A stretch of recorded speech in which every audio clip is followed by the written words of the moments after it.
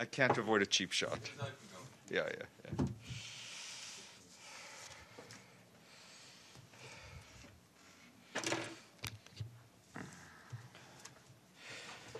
All right, good afternoon. Let's try to get this done. The Secretary General will leave New York for a visit to Saudi Arabia, and he will leave this evening. In Saudi Arabia, he's expected to address the Arab League Summit, and is also expected to meet with His Majesty King Salman and His Royal Highness the Crown Prince Mohammed bin Salman. The Secretary General will also hold bilateral meetings with Arab leaders on the sidelines of the summit. In Riyadh, he will attend the 16th meeting of the United Nations Counterterrorism Center Advisory Board, where he will deliver remarks at the opening session of the meeting. The Secretary General will be accompanied by Vladimir Voronkov, the Undersecretary General for the Counterterrorism Office, and I expect the Secretary General to be back in the office on the 18th, back in New York on the 18th of April. Just a bit earlier, speaking at today's open meeting at the Security Council on threats to international peace and security, the Secretary General said the Middle East region is facing a true Gordian knot, different fault lines crossing each other and creating a highly volatile situation with risks of escalations, fragmentation, and division as far as the eye can see, with profound regional and global ramifications.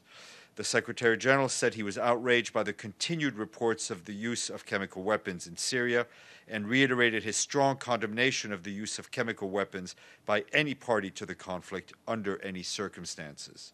The Secretary General said the fact-finding mission of the Organization of the Prohibition of Chemical Weapons should be granted full access without restriction or impediments in order to perform its activities. He noted that the Syrian government had requested it and is committed to facilitating the visit. The first team of OPCW inspectors is already in Syria. A second is expected today or tomorrow. The Secretary General said that in his recent letter to the Security Council, he appealed to the Security Council to fulfill its duties and not to give up on efforts agreed to dedicated, impartial, objective, and independent mechanisms for attributing responsibility with regard to the use of chemical weapons. The Secretary General stands ready to assist such efforts. He also spoke about the Israeli-Palestinian situation to the conflict in Yemen, and his remarks are online. Nikolai Mladenov, meanwhile, the special coordinator for the Middle East peace process, today condemned an arson attack and desecration of a mosque in the occupied West Bank village of Akraba, that is near Nablus. He said the incident must be thoroughly investigated and the perpetrators brought to justice. Such attacks have the potential to further inflame an already volatile situation. This afternoon at 2:55 p.m., the Secretary General will speak at the General Assembly on the occasion of the commemoration of the International Day of Reflection on the Genocide against the Tutsi in Rwanda. The Secretary General is expected to call on member states to unite in renewing our collective resolve to prevent such atrocity from happening again.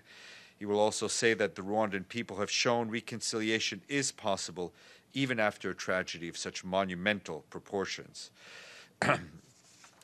And you'll be able to watch that live as well. The Deputy Secretary General, Amina Mohammed, yesterday spoke at a memorial for Winnie Mandela held at the Abyssinian Baptist Church in Harlem, in Upper Manhattan. She said that Winnie's connection with Harlem showed that community mobilization was not just about what happened in Soweto, it was about every community, everywhere. This was not just a struggle to wage in the corridors of power, but through people power at the grassroots, Ms. Mohammed said. She added that Winnie Mandela was the daughter of Africa who embodied the proverb, when you strike a woman, you strike a rock. You can find her speech online and an update on the travels of Undersecretary General for Peacekeeping Operations, Jean-Pierre Lacroix. He arrived in Addis Ababa earlier today, where together with the African Union's Commissioner for Peace and Security, Ismail Shergi, he presented a briefing on their joint visit to Sudan and the Central African Republic to the AU's Peace and Security Council.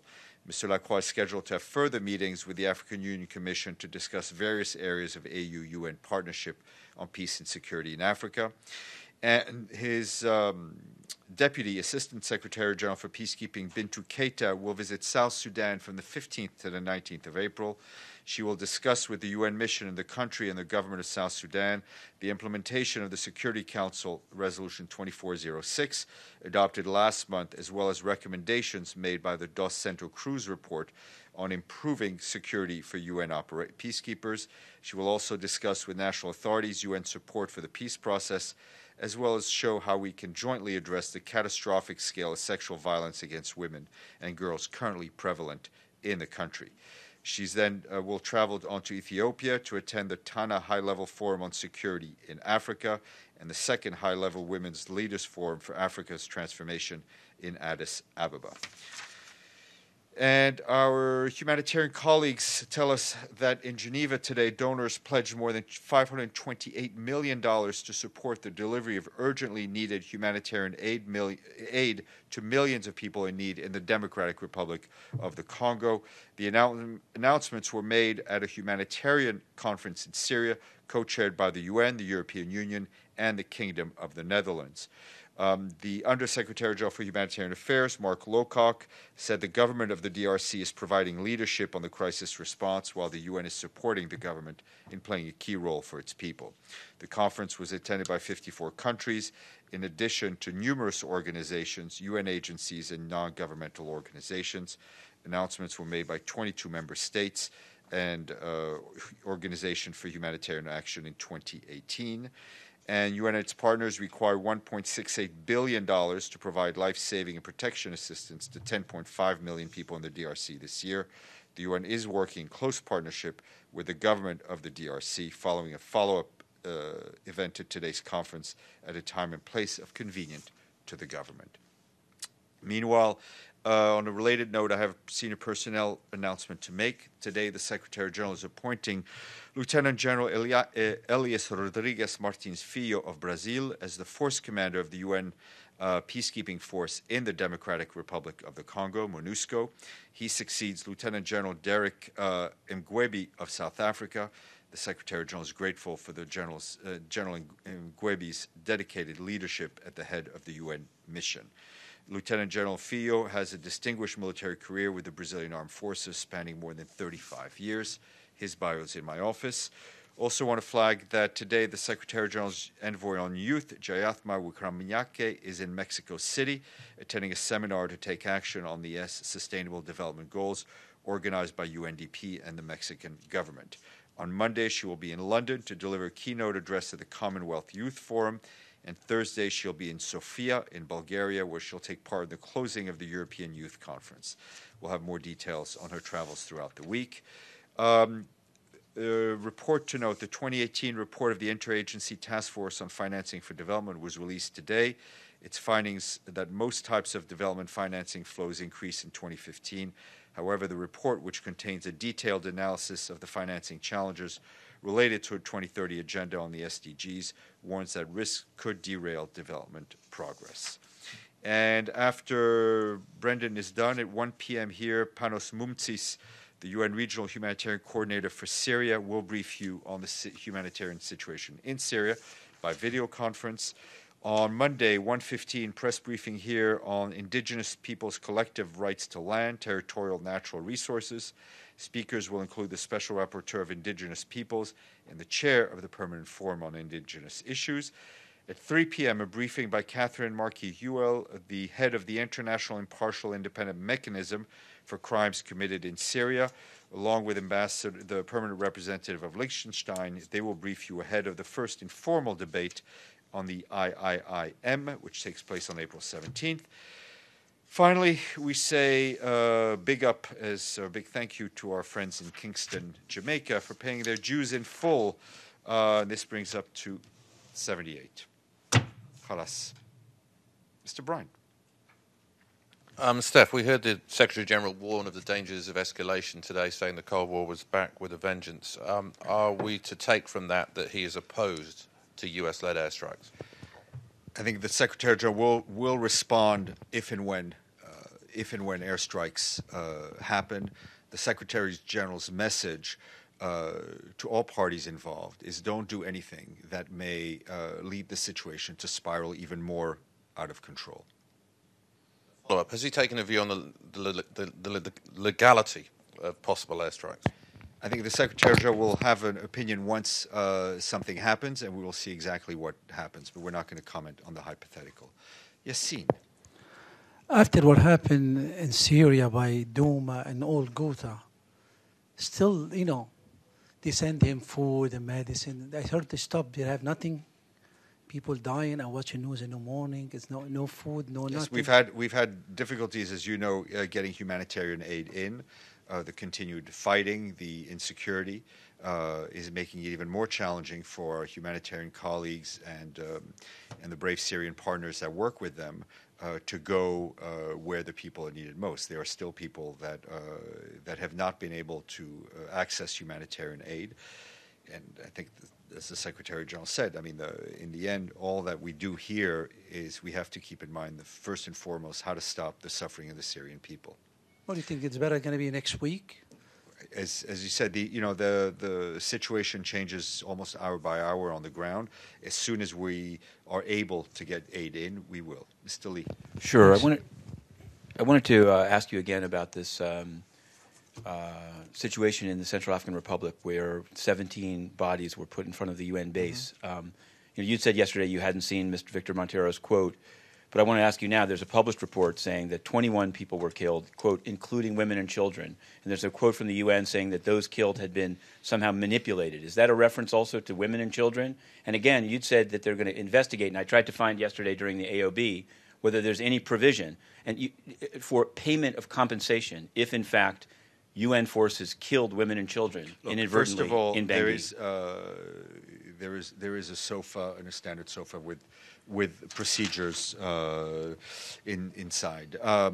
Second of all, as we said yesterday, we're going to launch an internal investigation to see what happens. What Mr. Lacroix said is that in his view, the armed individuals who fired on UN forces during the operation were manipulated by criminal gangs. I don't think anyone has ever said that women and children... Is the UN aware of women or children being killed? I think, as I said, where the investigation is going on, we are aware that civilians were killed. And I guess my question is when you reference a status of forces agreement, or SOFA, one existed in Haiti, and as you probably know, many people there felt that it left them with no compensation for their deaths. So are you saying that under this standard SOFA, if it's found that the UN negligently killed civilians, what I'm saying they is will that pay money? what I'm saying is that under standard SOFA, there are procedures to be followed for compensation. I know. Do you see why that's, given what happened in Haiti, that's not an answer at all? I know exactly what the Haiti situation is, and I'm answering your question about the Central African Republic.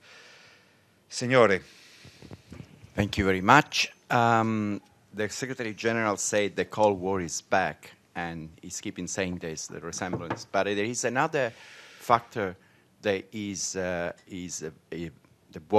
very worrying. That is the nuclear confrontation between the two superpowers. The last time we got very close was in 1973 during the Yom Kippur War, and exactly happened in the Middle East. That Russia and the United States went very close to a nuclear confrontation. Now, that time, the White House was in the full Watergate spin. And the question is the Secretary General worried that it's not only the Cold War, but it's also a political situation here in the United States that makes decision Stéphane, difficult to take. You're a good journalist and an analyst, and I will leave the analysis to you. Mr. Lee. Sure. So I'd asked you first in writing and then yesterday here in the briefing about this audit of UNSOS and its rations cost overrun of $51.3 million. So I wanted to know, I would have hoped you'd just send an answer, but if you have one, if you can say it now, I'd like to hear it. Yeah, I thought I had an answer, but I don't. But we will get one to you. I'd also asked you sometime before about this. This I think you will know about the global supply delivery mechanism, or GSDM, and the proposal by the Secretary General to move jobs out of New York and elsewhere to 4 cities. I mean, it's now an official document to ACBQ, and I guess what I'm hearing from people in the process is that the consultant's recommendation of cities, in fact, were not the ones that the Secretary General has proposed to ACABQ, that there were some changes, for example, to include Mexico City, that an individual from Kuala Lumpur, from Malaysia UNDP was involved, and Mr. John Kidd, and somehow Kuala Lumpur showed up in the study. So I think that there's a process. The report will go to the Fifth Committee. My question is whether the underlying consultant's report that was paid for with public money will be released, as I understand ACABQ has asked they should get it. Well, but I'm saying since it's the public's money. I have no information to share with you on this at this point. And you said, actually, it's not just sharing. In your previous answer, you'd said, don't worry, staff have a right to move. That was my understanding of your answer when I said the effect of this proposal, just as to the United States. I think I said, what I... Okay. The thrust of my answer is that there are procedures in place. But my question to you, and maybe you'll answer it or not, is that G staff have no right to move. Even if they wanted to move to Mexico City and keep their jobs, they're unable as G staff to do so. I will try to get some granular. I will try to get some granular guidance. Okay, on ECLAC as well, because I've seen a memo where they're allowing ECLAC to move to Mexico City. It's public money. Thank you, Stéphane. I'm not debating the fact that it's public money. Today, more Palestinians shot at and wounded, and by the end of the day, probably a number of Palestinians will be killed. The SG, in his statement today, also called for independent, transparent investigation mechanism of what happened in Gaza. Mm-hmm. Can you explain it a little bit more? What does he mean by independent? That should be done outside the framework of Israeli army, international. What does he mean by independent and transparent? I think in general, in these calls, when there are national investigations to be done, as a matter of principle, they should be done outside of the framework of the organization that is being investigated. But he knows, and everyone knows, that never ever Israel ended up with a conclusive condemnation or guilty party when it comes. Again, I'll leave the analysis to you. His answer, his call remains the same.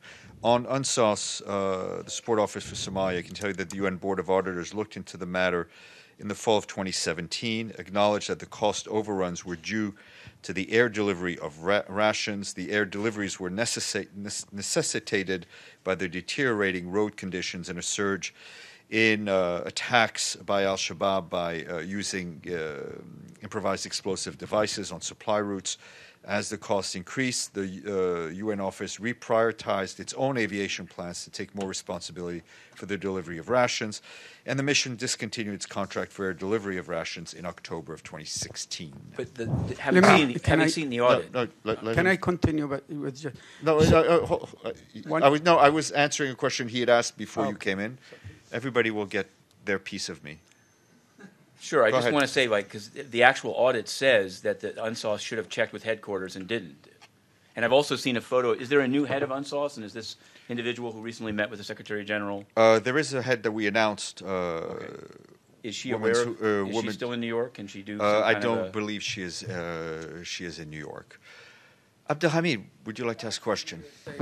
So we are facing a case of paralysis.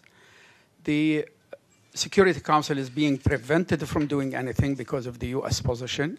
The SG keeps repeating the same call of independent, transparent investigation. Nothing happened. And the Palestinians continue to lose new ones, and thousands of people being wounded now. The number of people killed over 30. What could be done? Statement, but what is the question? What could be done? I mean, just the Palestinians to be victims, that's all? That's not at all what the Secretary General is saying. Is that every member state has responsibilities. They need to honor those responsibilities. We have repeatedly, over and over again, expressed our concern and condemned the loss of life of innocent people. And the Secretary General referred it in his speech. We continue to work with the parties in trying to ensure that things remain peaceful. We delivered direct messages to the parties in advance of these demonstrations. We will continue to do so. And the Secretary General has been clear that there is no other solution than a two-state solution. And again, the United Nations stands ready to help facilitate those discussions with the parties. Yassine, then Matthew, and then Masood. Go ahead. Thank you, Stéphane. Talking about Yemen, do you have any update about Yemen? I do not have an update today on Yemen. I'll see what we can get. Masood and then Matthew. Yes, go ahead, Masood. One, I'm going to ask a question about which I had asked earlier about Pakistan, about the rape of an 8-year-old girl in India. So what you call occupied Kashmir, which has inflamed religious tension and creating horrible problems over there at this point in time. What is the Secretary General? Is he going to be talking about that to the? I think we've seen the media reports of this horrific case of the abuse and the murder of a young girl. We very much hope that the authorities will bring the perpetrators to justice so they can be held accountable for the murder of this young girl. Matthew. Sure. I wanted to ask about there was a meeting yesterday listed on the Deputy Secretary General's schedule at 3 o'clock with a Tony Cole, maybe I'm not saying the first name right, of the Sahara Group, which is a Nigerian oil company, energy company, to be diplomatic. And I guess I'm just wondering, what was the purpose of that meeting? I'll try to find out. And the other one is today there's a meeting of the Secretary General. I'm looking forward to it at 5:15 with the President of the Parliament of the Mediterranean. But I noticed that it may seem strange to you, but given what happened before with no UN TV for the swearing-in ceremonies, there's no provision listed, at least that I saw, by UN TV to put out video of it afterwards. So I guess I just want to encourage that the same error. I think it'll just be a photo op still, but we'll make sure to share the photo. Mr. Varma? No, but it's listed in the Malu. I'm going then. It's open. This one is called Open Press.